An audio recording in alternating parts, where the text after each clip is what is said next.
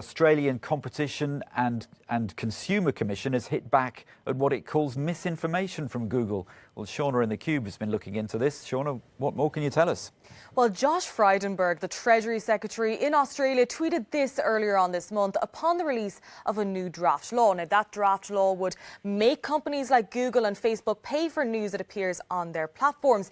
He said as technology develops, as platforms increase their market dominance, their regulatory framework needs to adapt, saying that by allowing media to take a cut of ad revenue, it would level the playing field for journalism within Australia. But this new draft law certainly has not come as welcome news to Google, who has just released an open letter to Australians a few hours ago. The managing director in Google saying some very harsh language here, saying that this new law would mean that it would dramatically worsen Google's search on YouTube, could lead to your data being handed over to big news business and would put free services you use at risk in Australia. But that language has been strongly rebuked too, this time by the Australia's Competition and Consumer Commission. Now, in their letter, they said that this was misinformation by Google, that Google would not be required to charge Australians for use of its services unless it chooses to do so. It would not be required to share any additional data, again, unless it chooses to do so. What it did say is that the draft code would allow Australian news business to negotiate